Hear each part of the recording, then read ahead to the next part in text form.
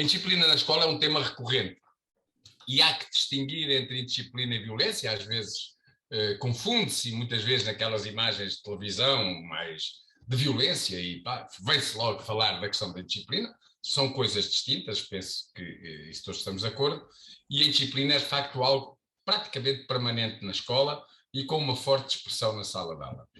Não se fala de um problema novo, dir-se-á mesmo, e com razão, que a indisciplina é tão antiga como a própria escola, variando apenas nas formas de se manifestar, o que também tem a ver com fatores e contextos que se vão alterando ao longo dos tempos.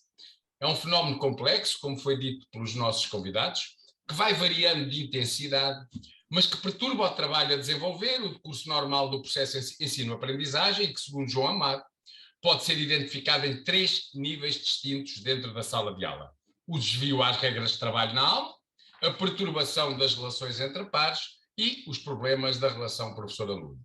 Não vou entrar nos aspectos que aos especialistas compete analisar e trazermos aqui, trouxeram e muito bem, mas a FENPROF não pode deixar de sublinhar medidas que seriam fundamentais para que a indisciplina, eu não digo, fosse eliminada.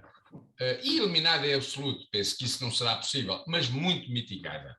Talvez eliminada a indisciplina só mesmo nas escolas militarizadas que foram criadas por Bolsonaro no Brasil e que são geridas por militares. E aí sim, a disciplina existe em toda a sua dimensão. Agora, o problema é perceber que tipo de cidadãos essas escolas bolsonaristas estão a formar. Provavelmente não é o cidadão para a sociedade democrática que todos nós ansiamos e queremos que se forme. A indisciplina pode ter alguma redução e deixar de ser cotidiano na escola, mas para isso terá de haver investimento na educação. E não pode o governo português, como outros, mas o português, que é o que nos interessa, continuar a subscrever recomendações internacionais que vão no sentido de os Estados disponibilizarem 6% do PIB, do seu produto interno bruto, para a educação e depois não atingirmos sequer os 4%, como acontece há muitos anos. É que o investimento é indispensável para muitas medidas. Desde logo, e entro talvez num dos aspectos que estavam aqui a ser muito discutidos, mas na minha ótica, importantíssimo, reduzir o número de alunos nas turmas. Essa é uma medida fundamental, claro, se queremos ao mesmo tempo reduzir a disciplina, mas também, e para mim essa é uma questão fundamental, promover uma educação inclusiva, sendo que a educação inclusiva afirma-se na diversidade e na heterogeneidade que deverão merecer resposta num quadro de diferenciação pedagógica.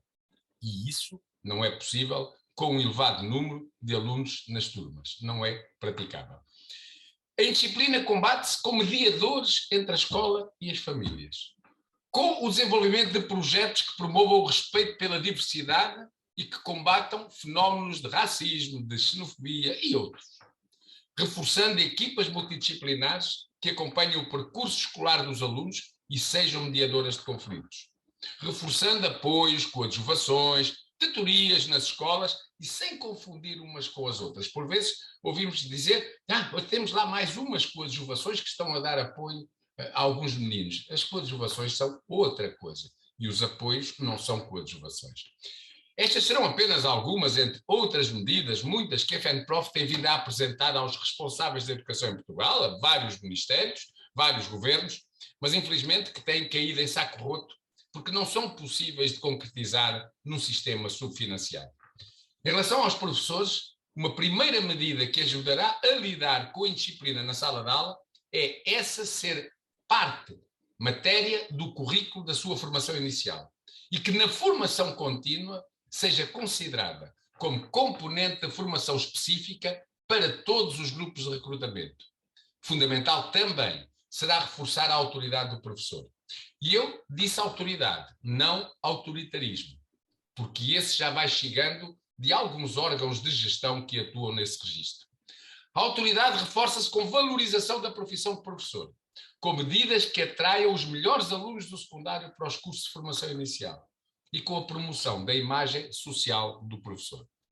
Discursos orientados em sentido contrário, desvalorizando os professores, os absentistas, os que não querem saber, tudo isso e que normalmente são discursos que visam criar condições na opinião pública para medidas, principalmente marcadas pelo economicismo, para manter as carreiras desvalorizadas, para deixar arrastar a precariedade, para não aprovar um regime de aposentação específico para os docentes, sabendo nós que, em muitos casos, o envelhecimento do corpo docente também tem implicação em situações agravadas de indisciplina, ou para não regularizar os horários de trabalho, que provocam muito cansaço, uma forte exaustão emocional dos docentes e que são, entre outros fatores, alguns dos que dificultam o controle da disciplina na sala de aula.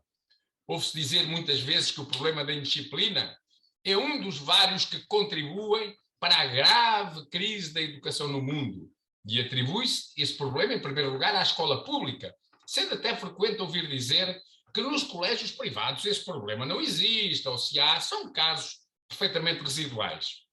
Há dias, no seminário internacional promovido pela FENPROF, um dos participantes do Brasil, a propósito da crise da educação no mundo, o Roberto Leão, afirmava que a crise na educação, na verdade, não é bem crise, mas um projeto político global para afastar cada vez mais os Estados da sua promoção e para abrir portas aos privados.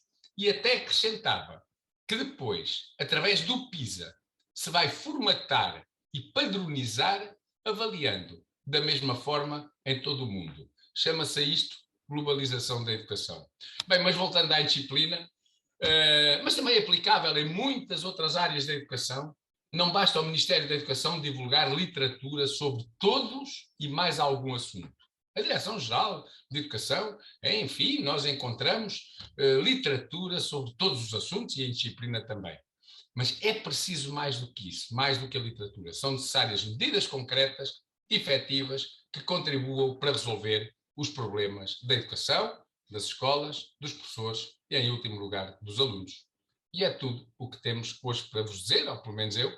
Um abraço aos colegas e às colegas e dia 1 de junho cá estaremos para concluirmos este segundo ciclo de debates.